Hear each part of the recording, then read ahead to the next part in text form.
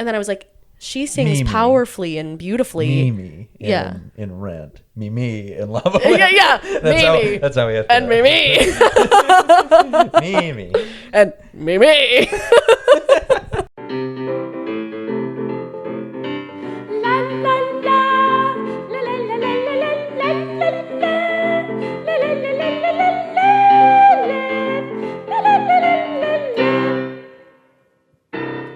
All right. Hi, guys. Navigating the break. Navigating the break.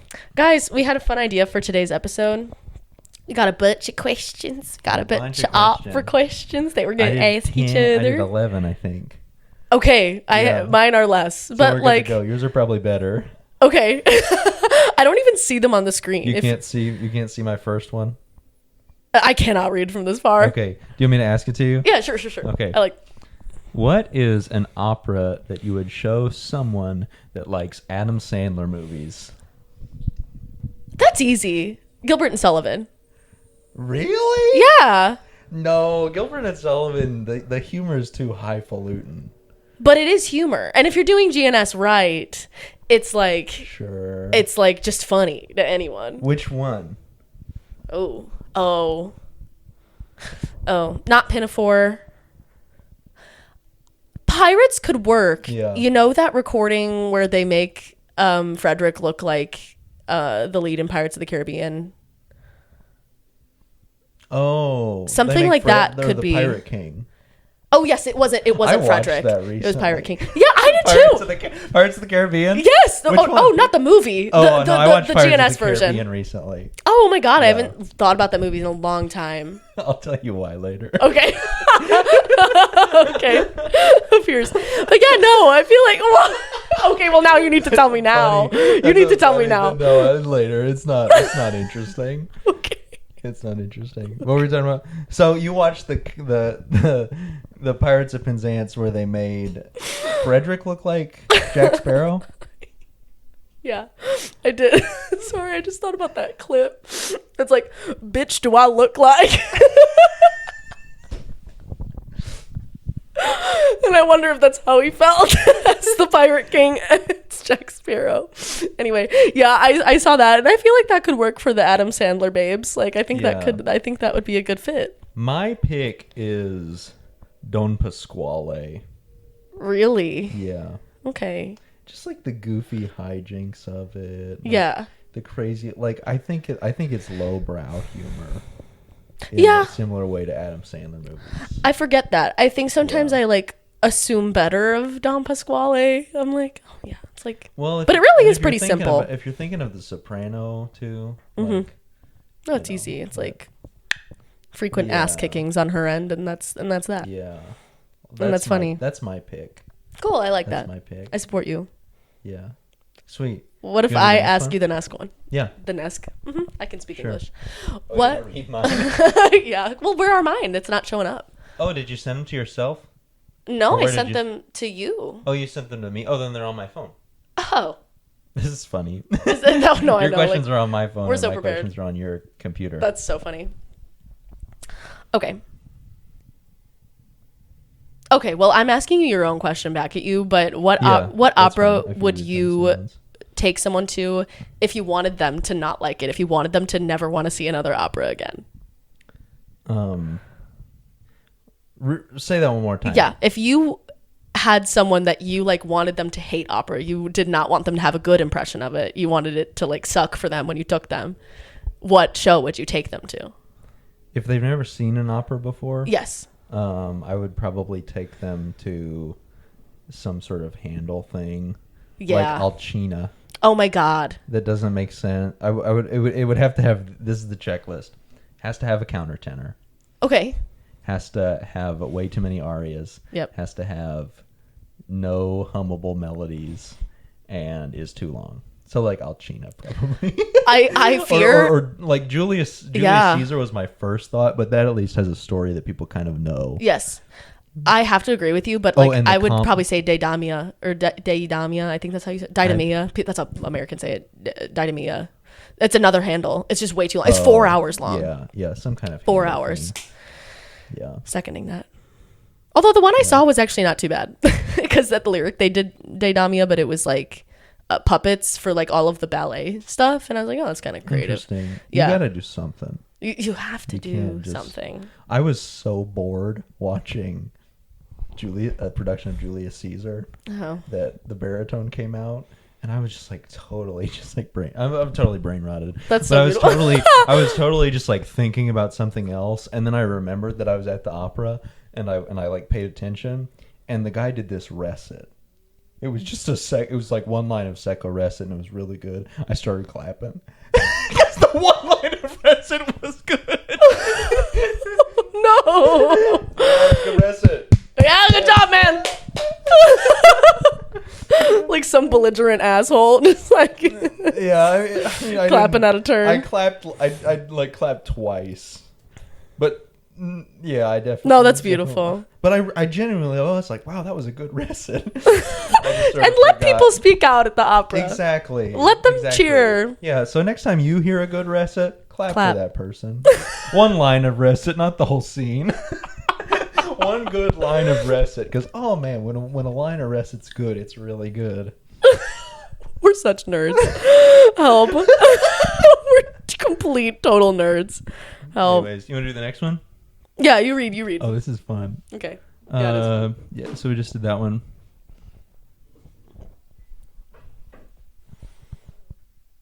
Oh, I just wrote the same thing 3 times. You're like, yeah, I have 12 questions, and I'm like, oh, okay. Cool. Yeah, what opera would you like? Oh no, this is a different one. What opera would you show someone who thinks they hate opera? Okay, but you want to change their mind. Yeah. Oh. Yeah, with the goal to change their mind. Okay. That's funny. You just let them keep hating it. Yeah. Okay. I'm going to think strategically here. So if they hate opera, a lot of people hate opera because they think it's like highfalutin and a little classist and a little So what would be an opera that would change their mind about that? I feel like Bohème is a potential option. Yeah. I think Bohème is a strong option. Bohème was my first thought, but my second thought's better. I want to hear your second thought. Bohème is so good because it's like so many great melodies, and like I've got another question that I'm going to answer Bohème for that's different than this. So my pick is The Adventures of Cavalier and Clay.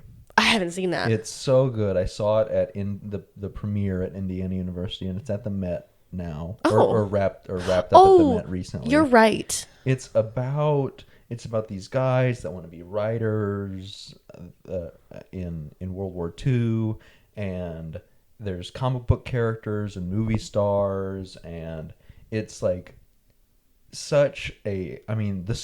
watching it, I felt like I was watching an episode of like Breaking Bad or something, where it's just like plot point after plot point after plot point. Wow. Like it felt like I was watching a really interesting TV show that was just like I was just sucked in the whole time with the story, not even with the art, not even thinking about the arias really. Wow. Another reason, it sounds like a Batman movie. Like the score to me sounded just like my favorite Batman movies growing up, with like Val Kilmer and Michael Keaton and those guys. Wow. Where it's just like, and even that sound kind of bleeds into the newer Batman movies, with like where the brass is just ripping and there's like really interesting electronic sounds. It doesn't sound like an opera in a way that I think is really appealing. I like that. I would have to check this out. And it was so interesting. That's what I would show somebody who thinks they hate opera. This is just going to be an hour of us influencing each other to go see different shows. Yeah. This is awesome. Yeah. Cool. You want to do the next one? Yeah. These are going fast. This is cool. What's an opera you are like embarrassed to admit you've never seen? La Traviata. Oh, same. That's funny. Same. That's really funny.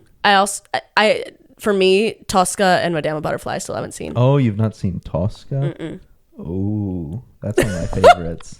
See, and this is I why. think it's fine. I'm not, Yeah, we're like, we're not judging. yeah.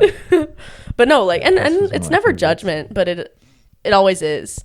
Oh, I've never really talked about that. Like, Well, and you when can't that just comes get up. and watch any opera. You know, you have like La Traviata only comes around so much unless you take a trip. You know, Like, yeah, there's YouTube, but it's like, so there's a level of yeah, but but it's not seeing. it's the show. different. It's different. It is totally different. I don't know. Like, we've never really talked about this, but like in music school, in your early days, did you ever get people that were like, "Oh, you don't know what that is"?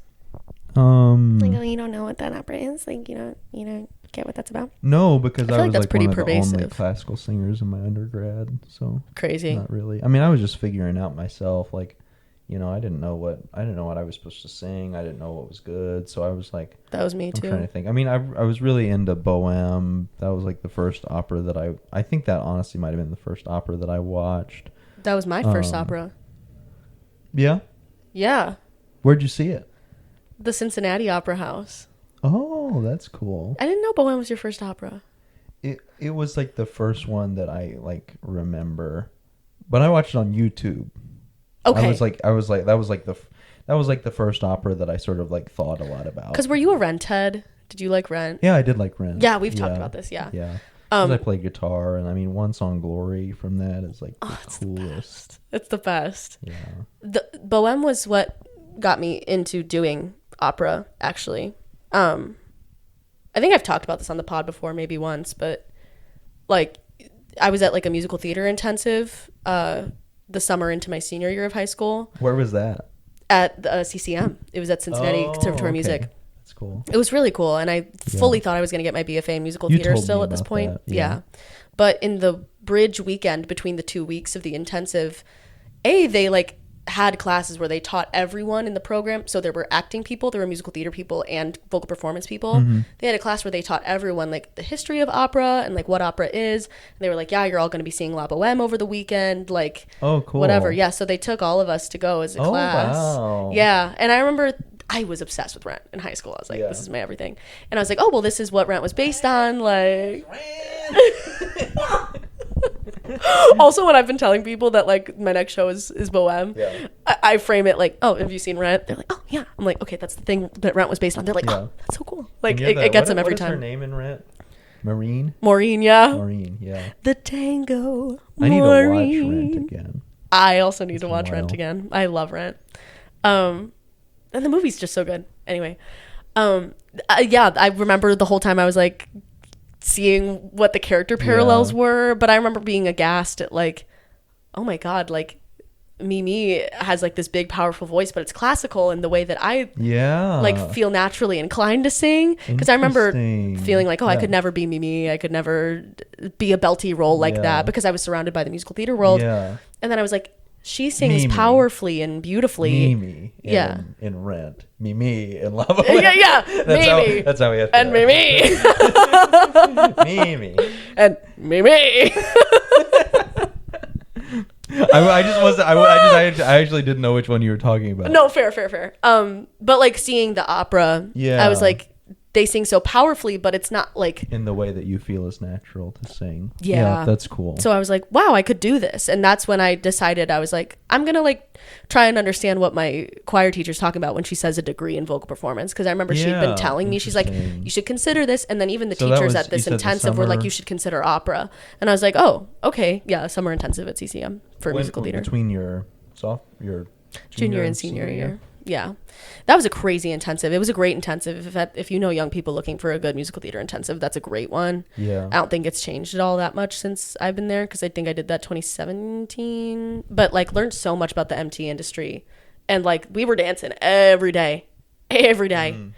I miss it. I really do miss it. I think I underplay just how much I used to dance growing up. It was everything I did.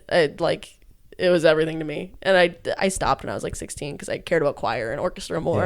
Yeah. It's like, oh, there's not enough time to do all this shit. But anyways, I love La Bohème. That's what got me into it. I didn't know that was the first one you watched. I mean, I honestly don't remember if it was the first one I watched, but it was the first one that I remember watching, like, and thinking about it, you know? Like, the first one I watched in person, I want to say might have been. It was either Tosca or Magic Flute at the Opera Theater St. Louis. Nice. I think. Flute's a great first show. I need to not underestimate that. Yeah, it is. It is. Yeah, because you recognize the Queen of the Night aria, and like I feel like, and I love Papageno's like stuff. Yeah, it's just awesome. It's just so funny. It's so I'm good. glad you think so. I do. You saw my version. So yeah, I like it. Well, like and I've seen the Mets, me. and I've seen the Mets flute too. Yeah. Yeah. Yeah, that's true. That's true. And it's just funny on its own. But the Queen of the Night is like somebody comes out and sings that. I mean, you're never gonna forget that. And it's at such a good place in the show. Yeah. And especially if you're getting at least the English dialogue. And you get, I mean, the story's goofy and doesn't make a whole lot of sense. But I mean, it's, but it's still good. And that's what's still beautiful good. about it. And then somebody wrote about our production of Flute that afterwards they were so happy to see this like group of high school girls that were like trying to sing the Queen of the Night aria and like failing hilariously, you know. What the hell? It's so cool. And that makes me really happy. That's so cool. Yeah. That's what so it's I about. think I mean that's kind of connected too. Wow. Flute would be it's I think it can be boring to somebody who doesn't know, but if you do it right, I don't know. The right production of Magic Flute could be a great first opera. I second that hard. You want to ask the next one? Sure. What do I have here? We kind of answered this one, but I'll jump to the next one. Fierce. What opera would you show to someone who likes A24 movies? Salome. Salome? Yeah. Yeah. We kind of talked about that last. Or the Freakcore movies. Yes, yeah, no, we did. That or Yanufa. I don't know that. You've never seen Yanufa. Mm-mm. When it was here at Lyric, really good. I don't know. I saw Lisa about Davidson do it too, so that was cool to hear her voice That's a live. French. Czech. Right? Oh, It's a Janacek opera. Okay. Yeah, it was really good, and I didn't know anything about it going into it. I went and saw it with Joel Sadie Grace, so it was really fun. And Nice. yeah, it was Philip and Caston. I think we all got to go. It was really fun, and like That's cool. it was just I was struck by it because it's a really heavy plot. It's really sad, Sure. but the Philip and I were talking about this. We just really like Janacek's music. Yeah, It's Interesting. just I don't know anything good. about it. It's really cool. I would show that to like an A24 person. Yeah, What would you show them? it's hard because I really like A24 movies. Mm-hmm. So, yeah, I don't even know. I didn't think about this one hard enough. It's okay. What was it? There was one that I saw recently. I don't know, honestly, like a good production of Don Giovanni, maybe. Ooh, You know, That's fun. Like a good production of that, because it's like a good production of Don Giovanni can be really kooky in the way that A24 movies can be, Mm-hmm. also kind of scary. yeah, And like the element of supernatural coming in later, you know. yeah, I think maybe, but a good production. yes. Good production that leans into that.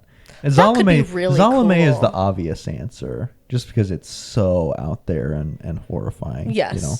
But like I'm also thinking like with A24 movies like The Whale and Everything Everywhere All at Once that are like just as much like psychological. And if you get a good Don Giovanni that's like leaning into the heat, the like Yeah. self-destructiveness The hell of it. Ooh, that'd be really cool. The self-destructiveness I would actually of the love character. to see a show like that. Yeah. Me and Elijah have talked about putting on Don Giovanni at some point. Just like Oh, for sure.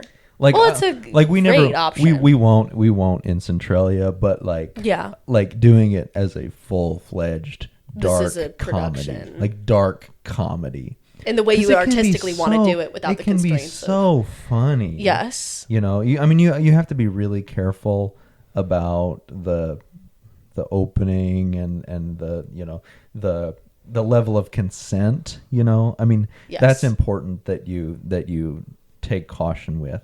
Yeah. But like the catalog aria could be so funny. The whole thing with the Commendatore could actually be really funny in a dark way. I wish you were able to see the music on site production of Don Giovanni, because it was actually you told me it was about really that. I know I've talked about it before, but it's set in Alaska. It was funny, and I think it leaned into some of those elements that you're talking about. But I would love to see a full whole hog in the postage and keep rendition it of what you're talking keep about in the period. Yes, because people like that. Why are we denying that? Why are we denying that the people yearn for period? And I think it's really tricky with the Mozart stuff because so much of it is about the real problems of the class system back then. Yeah. Marriage of Figaro does not work outside of the period because you don't have the first right. It becomes a totally different story. Yeah, it does. And Don Giovanni is similar because unless you show the power of the Count, which I've also thought about a production of Don Giovanni that's set in a like frat house would work. Oh yeah. Really well. It would. Yeah. Oh, it would. And Don Giovanni's like the senior or whatever frat leader, and Leporello's his like pledge, and it's like walking around, and then the poor girls are just like there, Yes. Like I think, and also like the whole thing with Mazzetto could be a whole thing, and the Commendatore being like this poor girl, like sorority girl's dad, like. They killed the sorority girl's dad. Yeah. Well, and that's the other thing too with Don Giovanni that I really like is you see my interpretation is you see the downfall of this guy. He's sleeping with all these women. He's living this life of hedonism. And he gets to the point where the crescendo is when he kills Commendatore. Mm-hmm. It's like he's never done that before. And then my interpretation is that you see him sort of whereas he could lean back and say, I can't believe I've done this. Or he's going to be like, this is my life, and go fully into it. And that's what you see. And that's my... I like that. We haven't actually talked about Don Giovanni. No. And I haven't thought about it a whole lot since I did it, years ago now. But I think there's a lot to that story that can be very, very good. And I also really like, this is like a whole other thing. I don't know if I can say this on the podcast. I like when Don Giovanni is suicidal. Because you get so much is, so much of the text, Don Giovanni's like, if you don't do this for me, I'll kill you. It's that level like throughout of manipulation. So that's another thing. Like I think. Well, I like how that ties into the hitting the gas pedal on like, this is my life now, and it's full. Yeah, and you get. It's cool to watch someone unravel like that. Yeah, and you get the absolute devastation of the character that there's sort of an underlying sadness to anybody that goes into a life of hedonism in that way. That's like, oh, my life is so bad, I need to just fully lean into exactly what I want right now, And that's really sad. So if you get a Don Giovanni where the Devieni alla finestra is like really like I will actually kill myself if I don't do this. We may need to cut this out of the podcast, but no, it's a whole. I think thing. if I bleep a little, yeah. Oh my god. Yeah. Now you need to do this. Now you need to do. No, wait, no, but do the Don G with the. Not. Maybe I'm not talking about that. I'm older. talking about do Don G with the frat, and then do the thing where you pay homage to the frats. This is little maybe like a month ago, but like the police walked in on those guys in the middle of a hazing initiation. You didn't hear about this? Mm-mm. Oh my god, big pop culture moment. Like people were like making skits of it on TikTok, kind of. Interesting. Where like the cops like busted this frat for hazing, but the hazing was like they had all these boys in the basement covered in food. That's crazy. With like blindfolds on. I don't know if that's right, but like crazy. They were like blindfolded and like just covered in food, and they weren't saying anything even when the police came in. It was scary. Like that is freaky. I'm telling you, you could really lean into some of that. Clavicular now, like that could also be interesting. Clavicular. Clav. Oh, sorry. Yes, I do. I'm sorry. Yes, I know Clav. Stop. Next one. Okay. You want to go? What's a show you could watch multiple times over and not get bored of?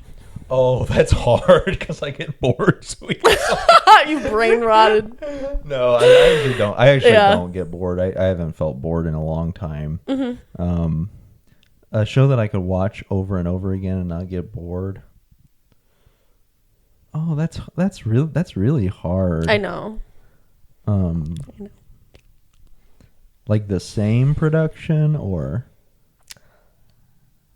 Oh, that's a fair question. I'm going to say not the same production. But the same opera. Yeah. The same opera, different productions. Yeah. I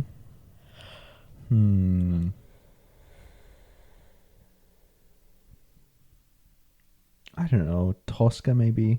It's just so good. It's just so good. The music is so good.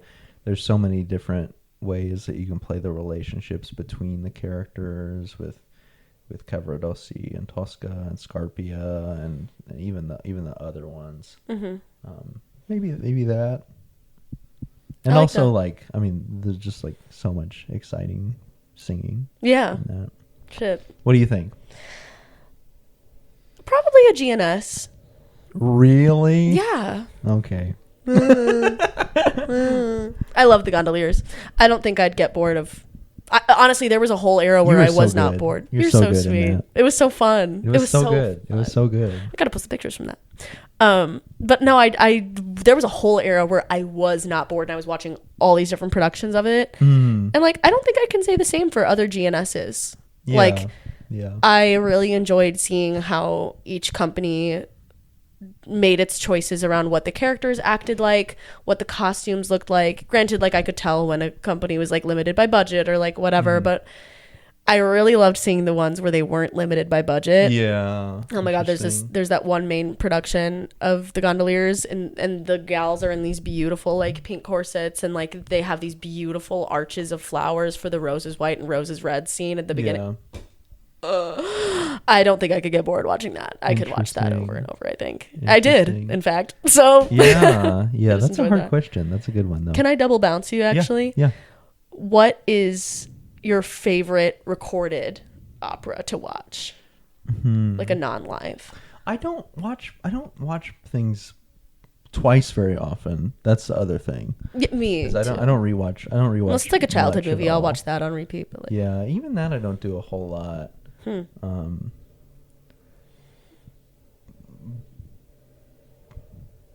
Actually, I lied. I've rewatched things multiple times. That recording of Bohème with Pavarotti. Yeah. Oh my god. Yeah. I mean, that's it for me right now. Okay.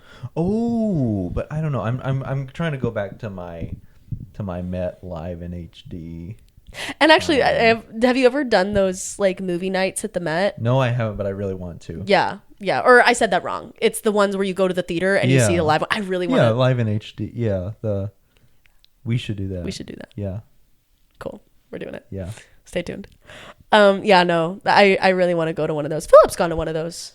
And it was with Jules Sadie Grace. Yeah. A bunch of my friends went and saw Grounded at the Met. Oh. Through that. At the movie theater, yeah. Nice. It's a cool idea. Gotta give it to the Met. That's like really fun. Yeah, and I mean, like, I remember watching going back to Don Giovanni, watching Sam Raimi do Don Giovanni with Kurt Moll as the Commendatore. That was oh my god, that was a pillar recording for me. If they started putting like the old, like the not like, I know it would defeat the purpose of it being live at the Met, sure, but like I would love it if they put like the old vintage recordings. Yeah. They're doing that with movies now. Yeah, like I would like love to go see an old recording of an opera at the movie theater. Oh my god, I'd freak out. That would be cool. I'd freak out. If they recorded those like on tape. Oh my god, if we could see the Mirella Freni Bohème. Yeah. Oh, that hurts my soul. That's just a humble request that I'm submitting to the Met, please. The people need that. That would be awesome. That would be cool. Anyway, yeah. You go ahead. Cool.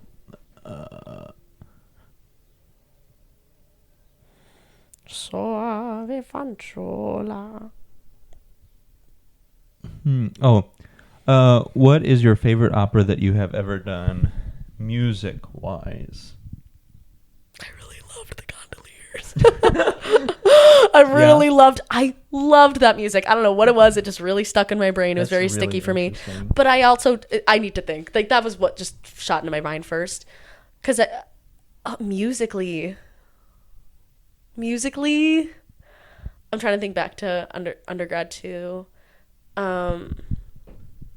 There was a newer work that I really enjoyed doing called Ballymore. We only did the second half, called Losers. There's winners and the's losers. We only did the second half, Losers. And I played Hannah in that. She's like a middle-aged woman. And yeah, Irish middle-aged woman. Nice. So I had to learn to do that. That's for that. Funny. Yeah, and do it in an operatic singing was interesting. And I enjoyed that challenge.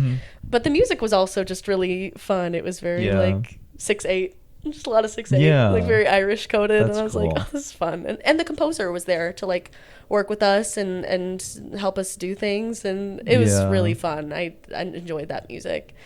But, I love the street scene music. I love street scene. Have you done street scene? Yeah. I was Jenny Hildebrand. Oh, I didn't know that. Yeah, I was. That's cool. La, la, la, la, la, la, la, la. Where did you do that? DePaul. Oh, that was my one show I did DePaul. Oh, gotcha. Yeah, it was fun. Interesting. I liked street scene. Yeah. Our production was very minimalist. It was interesting. Yeah. But yeah, no, like I love the music. Like What Good Would the Moon Be is just gorgeous. The Mom's aria is gorgeous. Yeah.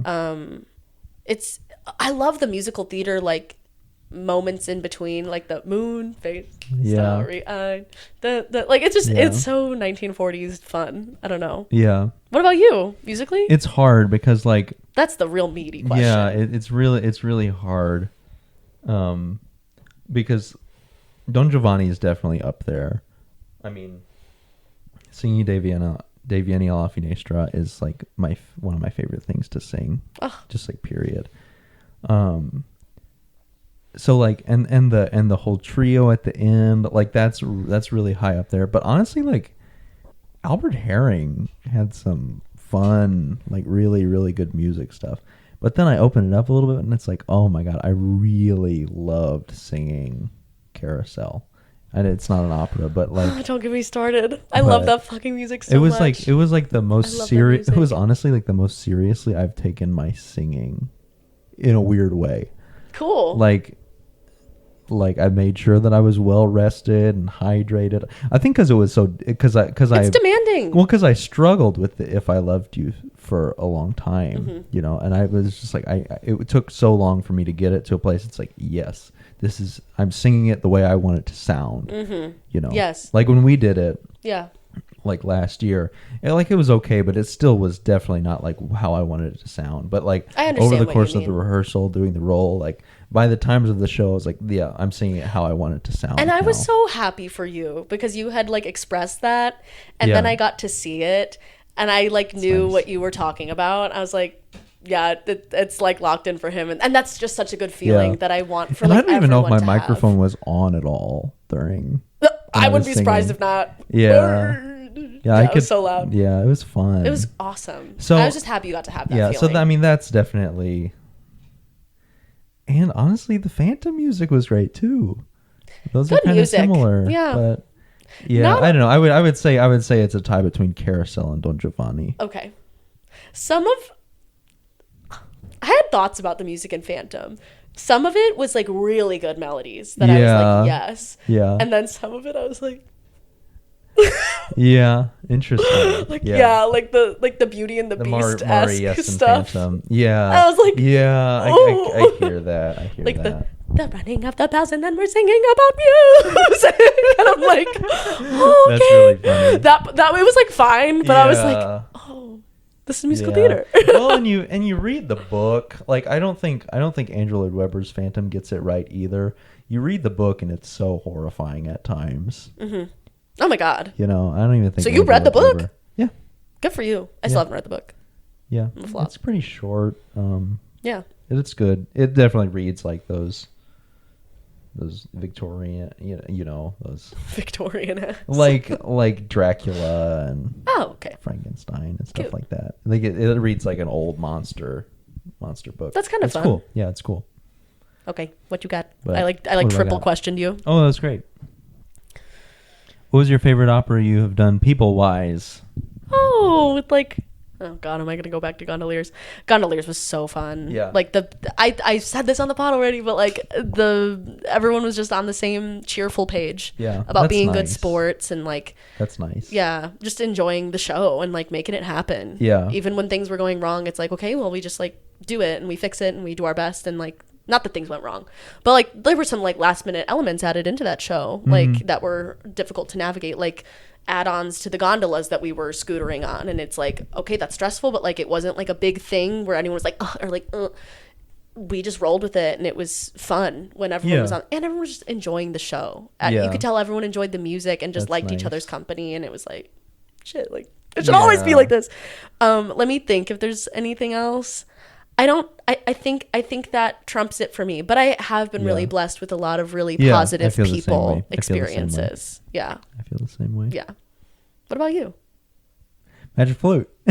Well, yes, of course. Magic flute, that's my closer second. That's obvious. That's my closest second. But yeah, but I think about that and I just feel about like how lucky I am to have such good friends and talented friends and caring friends, you know. Like that's what that was.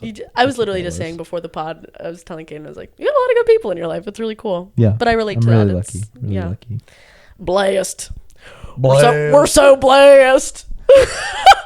We are so blessed. Sorry.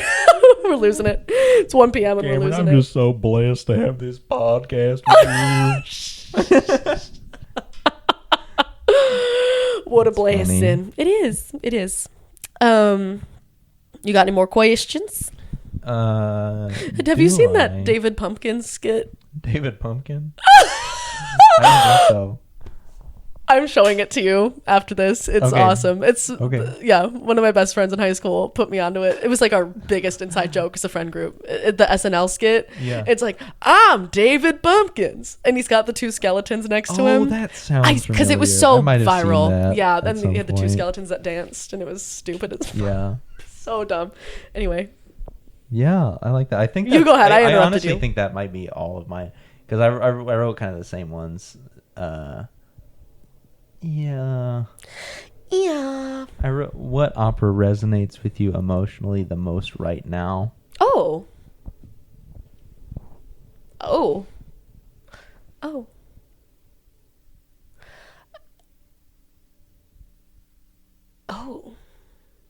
Great ask.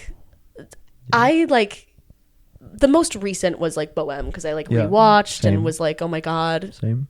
Like, oh my god, it's so good. Yeah, and the aspect of Bohème to me, because that's my answer to this right now. You know, yeah, like same. If I thought about it a little bit more, like, you know, he's like, go find someone else because the choices I've made in my life can't support you the way that I want to.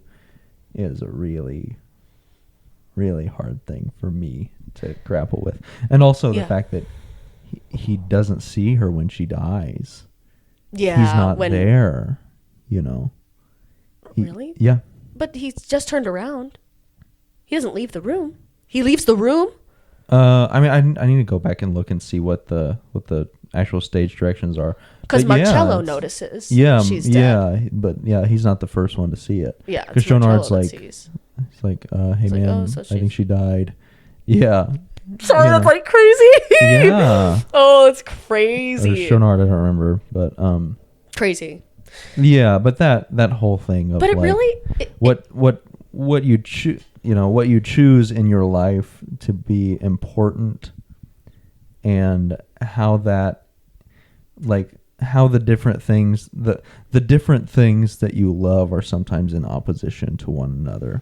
Mm-hmm. Is I find that in a lot of the stuff that I think about. It is so shady boots, though, that he's like, I know it's going to be so painful when she passes that, like, I'm just going to pretend to be a jealous bitch and, like, be kind of mean to her. See, but I don't think, like, that it is that. I think that it is, he's going to be a jealous asshole. Pretend to be. He's pretending. Because, like, there's nothing to be jealous of.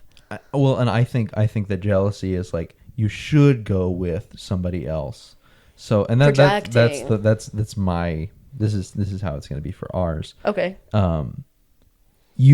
oh yeah, go find a rich guy, that's what you want to be with anyways. It's not like, oh, that's what you want to be with anyways. It's like that's how you're going to survive because I can't do it. And so the jealousy is the jealousy and the rage is just like really trying to get her to quickly go somewhere else because it's like the upsetness that he feels about the fact that that's what the circumstances are.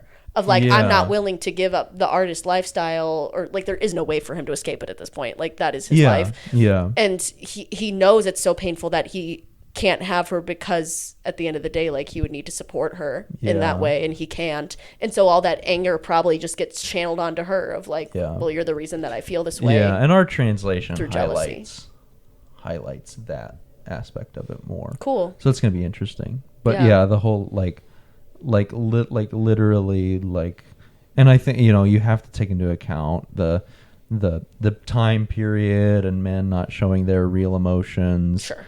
Of course. like rather than saying we can't be together because you need to find somebody that's going to be able to take care of you. That's just such a difficult thing. And so if you get the overly emotional like reaction to that feeling of I need you to be with somebody else because I can't as much as I want to and as much as I wish that I could. I can't pay your hospital bills. It's like, oh my God, that's so difficult. So that's kind of where I'm at. And like I said to you, the same thing about like singing Mein Sein and Mein Vennen, like thinking about like choosing the life of the dancer versus protecting the homeland. Traditional. And like that's a big part of my balance right now. Yeah. That I'm trying to figure out. And so that's super emotional, but no, but that's major. Yeah. It's major. I'm excited to see how our Bohème turns out. Stay tuned for that content. That'll be fun. We're doing Bohème this summer. Yep. Caden's putting on a production of Bohème in his hometown. It'll be fun. Yeah, it will be fun. It'll be good. Yeah. Guys, Caden's got to get to class. That's it. We're going to see you later. Yeah. We don't want Caden to be late, so we will talk to you later, and we'll see you next time. Yeah. Bye. Bye.